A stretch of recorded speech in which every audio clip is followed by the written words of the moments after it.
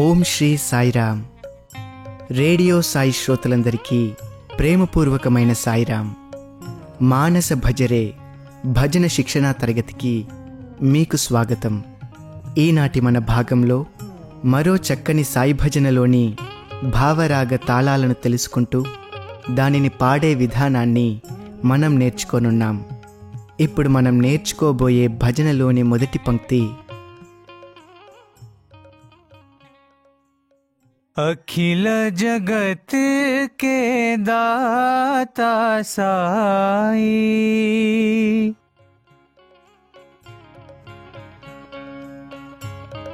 ఈ భజన హిందీ భాషలో ఉంది. మొత్తం 7 పంక్తులు ఉన్నాయి. ముందుగా ప్రతి పంక్తిలోని ఒక్కొక్క పదాన్ని ఎలా ఉచ్చరించాలో మనం తెలుసుకుందాం.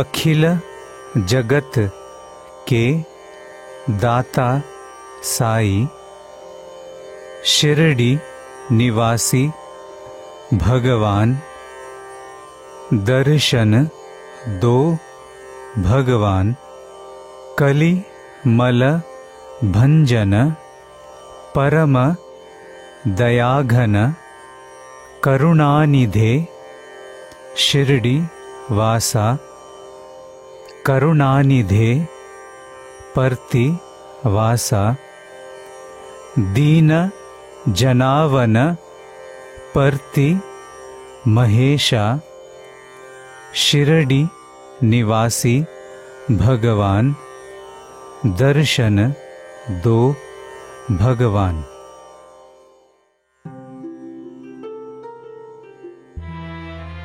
శ్రోతలారా, మీలో కొందరికి ఈ భజన ఏ రాగంలో ఉన్నదో తెలుసుకోవాలన్న ఆసక్తి ఉండవచ్చు. ఇది కర్ణాటక సంగీతంలోని చక్రవాక రాగం యొక్క స్వరస్థానాలను కలిగి ఉంది.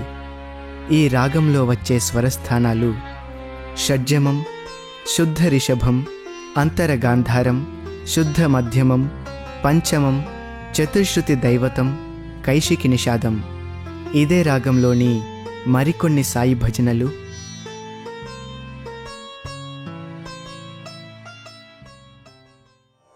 जय गुरु ओंकारा, नटराजा हे त्रिपुरारी,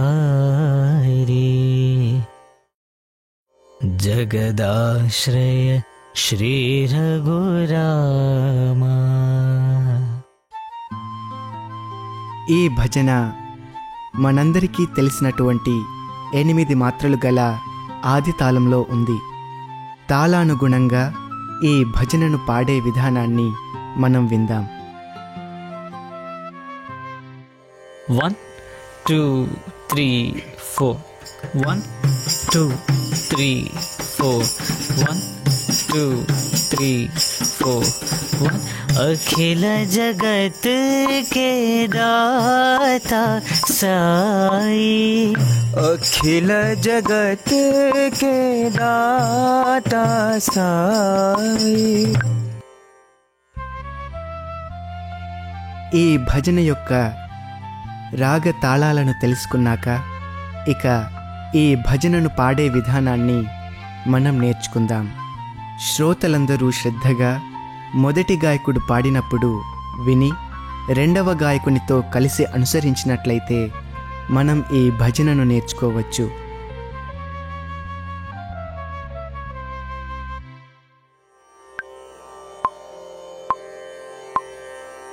अखिल जगत के दाता साई, अखिल जगत के दाता साई, अखिल जगत के दाता साई, अखिल जगत के दाता साई, शिरडी निवासी भगवान, शिरडी निवासी भगवान,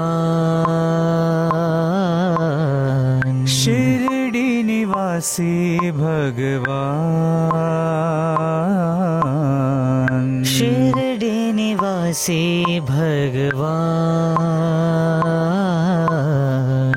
दर्शन दो भगवान साई दर्शन दो भगवान साई दर्शन दो भगवान दर्शन दो भगवान कलिमल भंजन परम दया घन कलिमल भंजन परम दया घन कलिमल भंजन परम दया घन कलिमल भंजन परम दया घन करुणानिधे शिरडीवासा करुणानिधे शिरडीवासा करुणानिधे प्रतिवासा करुणानिधे प्रतिवासा दीन जनावन परति महेशा दीन जनावन परति महेशा दीन जनावन परति महेशा दीन जनावन परति महेशा शिरडी निवासी भगवान शिरडी निवासी भगवान दर्शन दो भगवान साई दर्शन दो भगवान साई दर्शन दो भगवान दर्शन दो भगवान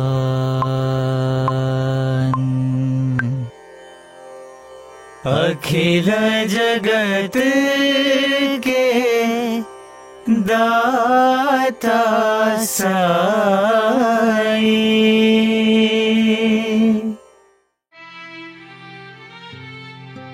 శ్రోతలందరూ చక్కగా అనుసరించారు కదూ. ఇక మన కార్యక్రమంలో మరో ముఖ్యాంశమైన ఈ భజన యొక్క భావాన్ని మనం కొంత తెలుసుకునే ప్రయత్నం చేద్దాం. ఈ భజనలోని మొదటి పంక్తి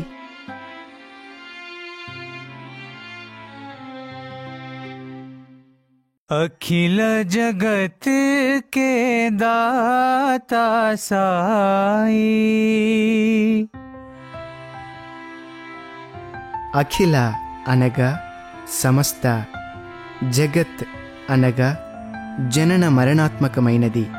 అఖిల జగత్ అనగా సమస్త విశ్వములు అని అర్థం. కే అనగా యొక్క, దాత అంటే దాతయైనవాడు, సమస్త జగత్తులకు సర్వాన్ని సమకూర్చేవాడని దీని భావం. తరువాయి పదం సాయి. ప్రొఫెసర్ కస్తూరి గారు సాయి పదానికి ప్రభువు అని అర్థం చెప్పారు. పర్షియన్ భాషలో షాహ్ లేక షాహి అంటే రాజు అని అర్థం. సా ఆయి అన్న పదాలు కలిసి సాయి అవుతుంది. ఈ సాయిలోని సకారము దివ్యమైన అనే అర్థాన్నిస్తుంది. 2001 జనవరి 26వ తేదీన గుజరాత్ రాష్ట్రంలోని భుజ్ అనే ప్రాంతం భయంకరమైన భూకంపానికి గురి అయ్యింది. దేశమంతటా గణతంత్ర దినోత్సవం జరుపుకుంటూ ఉంటే ఉదయం 9 గంటల ప్రాంతంలో భూకంపం సంభవించింది. అంతా నేలమట్టమయ్యింది. వేల మంది ప్రాణాలు కోల్పోయారు. మిగిలిన వారికి నిలువ నీడ లేకుండా పోయింది. ఆ సమయంలో స్వామి బృందావనంలో ఉన్నారు. జనవరి 19వ తేదీ స్వామివారు వైట్ఫీల్డ్లోని సూపర్ స్పెషాలిటీ హాస్పిటల్ ప్రారంభోత్సవం చేశారు. హరిశంకర్ అనే విద్యార్థి అప్పుడు ప్రశాంతి నిలయంలో MBA ఫస్ట్ ఇయర్లో ఉన్నాడు. అతడు ప్రస్తుతం సెంట్రల్ ట్రస్ట్లో పనిచేస్తున్నాడు. అతడు ఆనాటి సంఘటనను ఇలా తెలియజేశాడు. భూకంపం సంభవించినందుకు విద్యార్థులంతా చాలా బాధపడ్డారు. అందరూ కలిసి ఏదైనా సహాయ కార్యక్రమంలో పాల్గొనాలని భావించారు. హాస్టల్లో విద్యార్థులు పాత వస్త్రాలు, తాము ఉపయోగించని వస్తువులు ఏమైనా ఉంటే అన్నీ సేకరించి పంపాలని నిర్ణయించుకున్నారు. ఒక్క రోజులో వస్తువులన్నీ సేకరించి గుజరాత్ పంపించారు. స్వామి కొద్ది రోజుల తర్వాత పర్తి వచ్చారు. ఈలోగా అవసరమైన వస్తువులను లారీలలో నింపి భుజ్ నగరానికి పంపించే ఏర్పాటు చేశారు స్వామి. 75 లారీలలో 75,000 చీరలు, 75,000 ధోవతులు, తాత్కాలిక నివాసానికి కావలసిన సామగ్రి అన్నీ కలిపి స్వామి పర్తి వచ్చిన రోజునే భుజ్ నగరానికి పంపారు. ఆ రోజు సాయంత్రం వార్డెన్ గారు పిల్లలు తమకు తోచిన విధంగా గుజరాత్ భూకంప బాధితులను ఆదుకున్న విషయం స్వామికి తెలిపితే స్వామి ఆనందిస్తారని భావించారు. మాటలు వింటూనే స్వామి ముఖం బాధతో వివర్ణమయింది. ముందు వరుసలో కూర్చున్న హరిశంకర్ స్వామిని చూసి ఆశ్చర్యపోయాడు. వార్డెన్ కూడా చెప్పడం ఆపేశారు. స్వామి విచారవదనంతో, ఈ పిల్లలు ఏం పని చేశారు? నేను పంపినవన్నీ నూతన వస్త్రాలు, నూతన సామగ్రి, మీరు వాడి పడవేసినవి, మీకు పనికిరానివి పంపించారు అని స్వామి బాధపడ్డారు. అది చూసిన హరి ఇలా అనుకున్నాడు, మనమేదో ప్రేమగా భూకంప బాధితులకు సహాయం చేశామని భావించాము. అసలు ప్రేమ అంటే ఏమిటో మనకు తెలియదు. మనకు గుజరాత్ వాసులు ముక్కు ముఖం తెలియనివారు, కానీ స్వామికి వారు కూడా కన్నబిడ్డల వంటి వారే. వారికి కూడా ఆత్మగౌరవం ఉంటుందని, దాన్ని కాపాడుకోవటానికి వారు ప్రయత్నిస్తారని స్వామికి తెలుసు. వారి ఆత్మగౌరవానికి మనం భంగం కలిగించకూడదని స్వామి అభిప్రాయం. లారీల వెంట స్వామి పంపిన పెద్ద మనిషికి లారీలలో నుండి సామాన్లు దించిన తరువాత ప్రతి ఒక్కరి దగ్గరకు వెళ్ళి వారిని ప్రేమగా పలుకరించి ఆ పిమ్మటనే వస్తువులను అందించమని స్వామి సూచించారు. అన్ని వస్తువులు ఒక్కచోట దింపి అందరినీ పిలిచి పంచడమో లేక వస్తు వితరణ మరెవ్వరితోనో చేయించకూడదు అని కూడా హెచ్చరించారు. ఒక సత్యసాయి సేవా సంస్థల వారే బాధితులను మనుషులుగా భావించి గౌరవించారని అందరూ అన్నారు. బాధితులు దాదాపుగా అందరూ సంపన్నులే. ఆ ముందు రోజు రాత్రి వరకు గౌరవంగా జీవించిన వారే. ఒక్క రోజులో నిలువ నీడ లేకుండా పోయింది వారికి. ఏదో దాన ధర్మాలు చేస్తున్నట్లు చీరలు, ధోవతులు, ఇతర వస్తువులు వారి మీదికి విసిరితే వారెంత బాధపడతారు. అందుకే స్వామి వారి కష్టం మన కష్టంగా భావించి వారిని మనస్ఫూర్తిగా గౌరవించి ఆదరించాలని సేవాదళ్ సభ్యులకు సూచించారు. అదే అఖిల జగత్తుకే దాతా సాయి అంటే. ఇక రెండవ పంక్తి,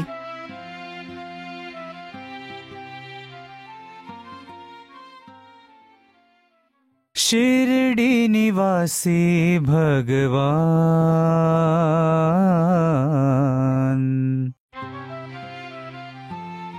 షిరిడిలో నివసించిన ప్రభువు అని ఈ పంక్తికి అర్థం. భగవాన్ అన్న పదంలో భా సృష్టికి, గా రక్షణకు, వా లయమునకు గుర్తులు. సృష్టి స్థితి లయకారకుడైన వాడే భగవంతుడు. 1990 సెప్టెంబర్ 28వ నాటి దివ్యోపన్యాసంలో సత్యసాయి భగవానుడు చెప్పేంతవరకు షిరిడీ బాబా జీవిత విశేషాలు చాలా వరకు చాలామందికి తెలియవు. సెప్టెంబర్ 28వ తేదీ 1835లో షిరిడీ బాబా జన్మించారు. ఆయన జన్మించగానే తల్లిదండ్రులిద్దరూ విరాగులై బిడ్డను అడవిలో వదిలి వెళ్ళిపోయారు. సంతానం లేని ఒక సూఫీ ఫకీరు ఈ బిడ్డను తీసుకువచ్చి పెంచుకున్నాడు. 1835 నుండి 1839 వరకు 4 సంవత్సరాలు ఆ ఫకీర్ ఇంటిలో పెరిగాడు. ఫకీర్ మరణించిన తరువాత ఆ కుటుంబానికి విషాదం మిగిలింది. ఆ పిల్లవాడు హిందూ దేవాలయానికి పోయి అల్లా మీద పాటలు పాడేవాడు. ఫకీరు భార్య అతని అల్లరి పనులు భరించలేక వెంకుస అనే గురువుకు అప్పగించింది. వెంకుస ఆశ్రమంలో 1839 నుండి 1851 వరకు 12 సంవత్సరాలు బాబా అక్కడ ఉన్నారు. 1851లో ఒక రాత్రి బాబా వెంకుస ఆశ్రమాన్ని వదిలి షిరిడీ చేరాడు. అక్కడ 2 నెలలయ్యింది. ఒక చోటి నుండి మరొక చోటికి తిరుగుతూ కాలం గడిపేవాడు. కొన్ని సంవత్సరాల తరువాత ధూప్ ఖాడే అనే గ్రామంలో నివసించసాగాడు. చాంద్ పాటిల్ అన్న కుమారుని వివాహం షిరిడీ గ్రామంలో జరగబోతుంది. 1858లో ఆ పెళ్లి బృందంతో పాటు బాబా షిరిడీ చేరాడు. ఆనాటి నుండి 60 సంవత్సరాలు బాబా షిరిడీలోనే ఉన్నాడు. 1918లో మహాసమాధి అయ్యేంత వరకు బాబా షిరిడీని వదలలేదు. షిరిడీ నగరాన్ని తన ఉనికితో పునీతం చేసిన బాబాను ఈ పంక్తిలో కీర్తిస్తున్నాం. दर्शन दो भगवान साई। ఓ సాయి భగవాన్, నీ దివ్య దర్శనాన్ని మాకు ప్రసాదించు. నీ దర్శనంతో మమ్ములను ఆనందింపజేయమని మనం ఇక్కడ ప్రార్థిస్తున్నాం. ఇక్కడొక చక్కని సంఘటనను తెలుసుకుందాం. మార్ఫెట్ రాసిన సాయిబాబా మ్యాన్ ఆఫ్ మిరాకిల్స్ అన్న గ్రంథంలో శ్రీమతి కమలా సారథి శ్రీ చిదంబరం అనే ఫిడేలు వాయిద్యకారుని గురించి ఈ విధంగా తెలియజేశారు. 1950లో ఢిల్లీలో జరిగిన సంఘటన ఇది. శ్రీ చిదంబరం శ్రీమతి కమలకు వయోలిన్ నేర్పేవారు. వారిద్దరూ స్వామి భక్తులు. 4-5 సార్లు పుట్టపర్తిలో స్వామిని దర్శించారు. చిదంబరం కమలా సారథి గారి ఇంటిలోనే ఒక గదిలో ఉండేవారు. ఆయన వయస్సు 45 సంవత్సరాలు. సైకిల్ మీద బయటకు వెళ్ళి మరికొందరికి వయోలిన్ పాఠాలు నేర్పి ఇంటికి తిరిగి వస్తున్నారు. 11 గంటలకు శ్రీమతి కమలకు పాఠం చెప్పాలి. సైకిల్ మీద ప్రయాణం చేస్తూ ఆయన పుట్టపర్తిలో స్వామి దర్శనం ఒక దివ్యానుభవం. ఆ అనుభవం తిరిగి పొందాలంటే పుట్టపర్తి వెళ్ళాలి. నా దగ్గర అంత డబ్బు లేదు. నిజంగా సాయిబాబా భగవంతుడేనా ప్రతిసారి అంత డబ్బు ఖర్చు పెట్టి పుట్టపర్తి వెళ్తున్నా అని ఆలోచిస్తూ ఉండగా ఒక వృద్ధ సాధువు ఆయన వెనుక నుండి సైకిల్ తొక్కుతూ వచ్చి చిదంబరాన్ని కలుసుకున్నాడు. ఆయన వస్త్రాధారణ షిరిడీ బాబాను పోలి ఉంది. చిదంబరం ఆయనకు నమస్కరించాడు. ఆ సన్యాసి, నీతో ఏకాంతంగా మాట్లాడాలి అన్నాడు.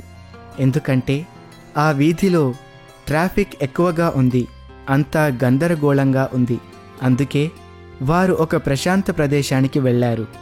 చిదంబరం కమలా సారథి పాఠానికి ఆలస్యం అవుతుందని చెప్పాడు. కానీ ఆ సన్యాసి 10 నిమిషాలే అన్నాడు. ఆ సాధువు షిరిడీ బాబాను పోలి ఉన్నాడు కనుక చిదంబరం అతనికి ఎదురు చెప్పలేదు. ఇద్దరూ కొంత దూరం వెళ్ళారు. ఒక పాత సమాధి మీద ఆ సాధువు షిరిడీ బాబా వలె కూర్చున్నాడు. చిదంబరం ఆయనకు ప్రణామం చేసి ఆయన పాదాల దగ్గర కూర్చున్నాడు. నేనెవరనుకుంటున్నావు అని ఆ సాధువు అడిగాడు. నీవు షిరిడీ బాబా వలె ఉన్నావు అన్నాడు చిదంబరం. సరే, నా అరచేతి వంక చూడు అని చేయి చూపించాడు సాధువు.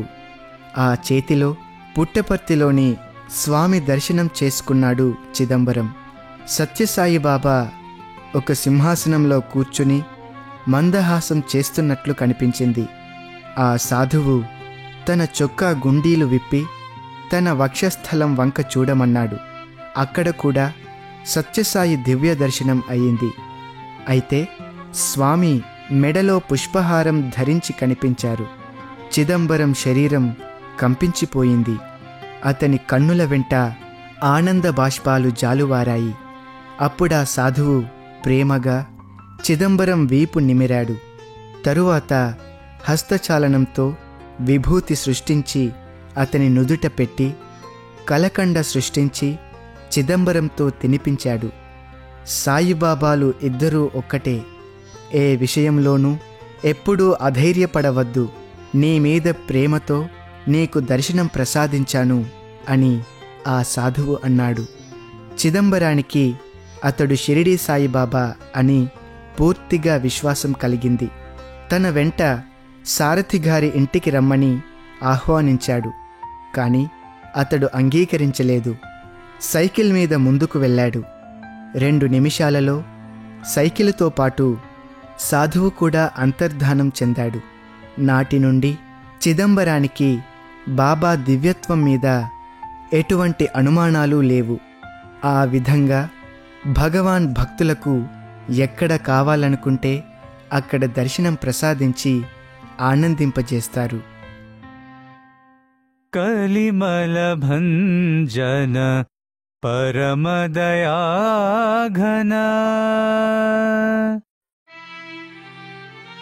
కలియుగానికి సంబంధించిన మాలిన్యాన్ని తొలగించువాడు, అపరిమితమైన దయకు నిలయమైనవాడు అని ఈ పంక్తికి అర్థం. ఘనమైన లేక గొప్పదైన దయ కలవాడు దయాఘనుడు.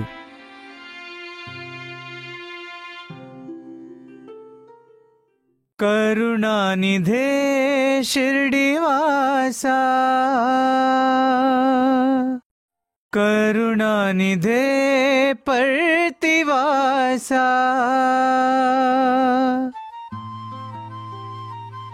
కరుణకు నిలయమైన షిరిడీవాసునికి మనం ప్రణామాలు అర్పిస్తున్నాం. కరుణానిధే పర్తివాస. ఆ షిరిడీవాసుడే పర్తివాసుడుగా, కరుణా సాగరుడుగా, సత్యసాయి భగవానునిగా వెలిశాడు. ఆ పరమాత్మునికి ప్రణామాలు.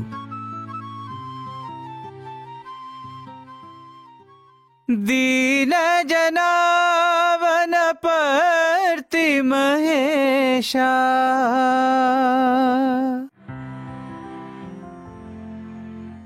దీన జనులను, దుఃఖంలో మునిగిన వారిని అన్ని విధాలుగా కాపాడేవాడు పర్తిలో వెలసిన సాయి భగవానుణ్ణి మనం ఈ పంక్తిలో కీర్తిస్తున్నాం. షిరిడి నివాసి భగవాన్,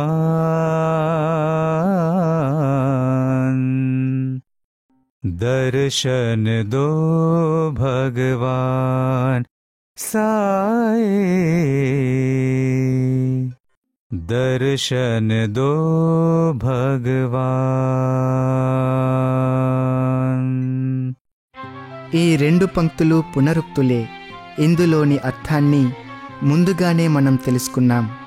ఇక ఈ భజనను రూపొందించిన శ్రీ సోనం గారి అనుభవాన్ని ఇలా తెలియజేశారు. ఈ భజనను మొదటిసారిగా బొంబాయిలోని స్టూడియోలో పాడాను. అది నా మొదటి స్టూడియో రికార్డింగ్. అక్కడ అందరూ ఆరితేరిన వాద్యకారులు, సంగీత దర్శకులు ఉన్నారు. నేను మరొక గదిలోనికి వెళ్ళి స్వామి ఫోటో పెట్టి హారతి ఇచ్చి, స్వామి నాకు సాయం చేయండి అని ప్రార్థించాను. ముందుగానే ఈ భజన క్యాసెట్టును కోఆర్డినేటర్ గారికి పంపించి స్టూడియో, వాయిద్యాలు, సంగీతం అన్నీ సిద్ధం చేయమని కోరాను. రికార్డింగ్ ఏర్పాటు చేసే ఆయన అన్నీ సమకూర్చారు. స్టూడియో కూడా బుక్ చేశారు. శ్రీ పాండురంగ దీక్షిత్ గారు కూడా వచ్చారు. ఆయన తన స్థాయిలో ఉన్న గొప్ప గొప్ప వాద్యకారులను తీసుకొని వచ్చారు. కానీ ఆయన ఇంకా సంగీతం కూర్చలేదు. అప్పుడు నేనేం చేయాలో అర్థం కాక సతమతమయ్యాను. ఆయన, భజన నీవే రూపొందించావు కదా, సంగీతం కూడా నీవే కూర్చు అన్నారు. మ్యూజిక్ చెప్పు, నేను రాసుకొని అందరికీ అందజేస్తాను అన్నారు. స్వామి దయతో భజనకు ముందు ఉన్న ఆ మ్యూజిక్ కూడా తయారయింది. మరొక్కసారి స్వామి నన్ను ఉద్ధరించారు. రికార్డింగ్ అయిన తరువాత అక్కడ కోరస్ పాడుతున్న వారంతా బయటకు వచ్చాక కన్నీరు కార్చారు. ఈ భజన అంతగా హృదయాలకు తాకుతుంది, మా హృదయాలను కరిగించి కన్నీరు తెప్పించింది అని వాళ్ళు అన్నారు. ఈ భజన నా హృదయాన్ని కదిలించింది, మీరు చాలా బాగా పాడారు అని ఎవరైనా వచ్చి చెబితే అప్పుడు నా జీవితం సార్థకమైనట్లు, ఆ పాట సార్థకమైనట్లు అనిపిస్తుంది అని వారు వివరించారు. ఇక ఈ భజనలోని భావాన్ని కొంత తెలుసుకున్నాక ఇప్పుడు మరొక్కసారి ఈ భజనను పాడే విధానాన్ని మనం నేర్చుకుందాం.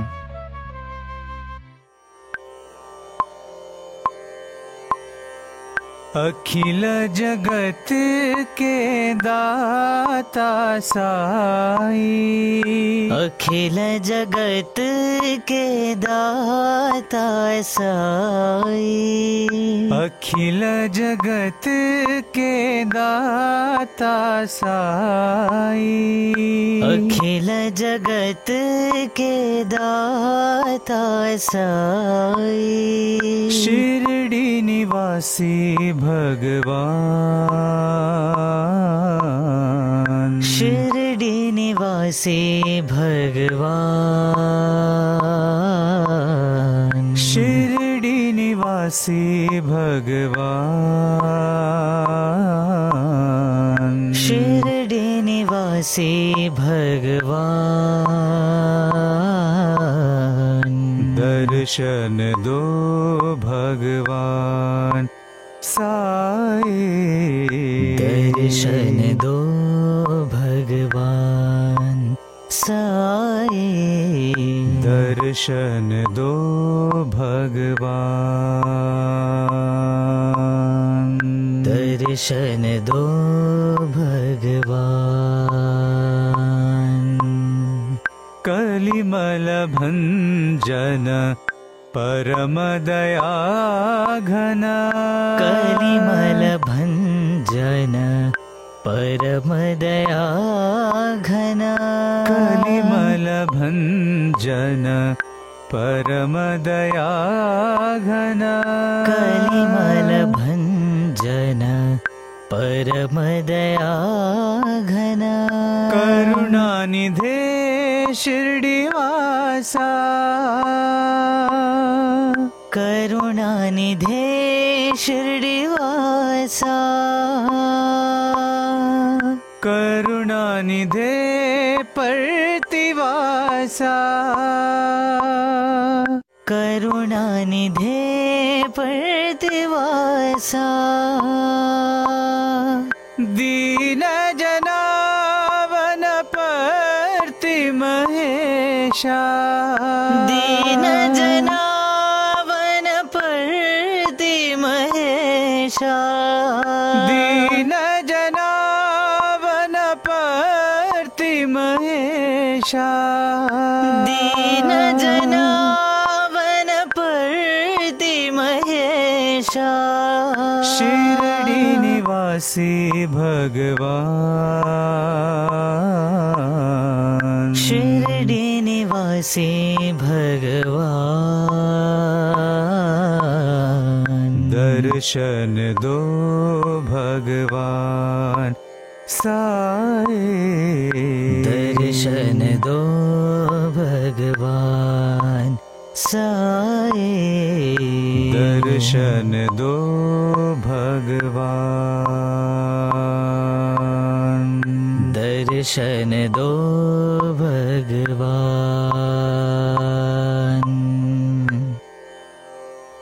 अखिल जगत के दाता साई।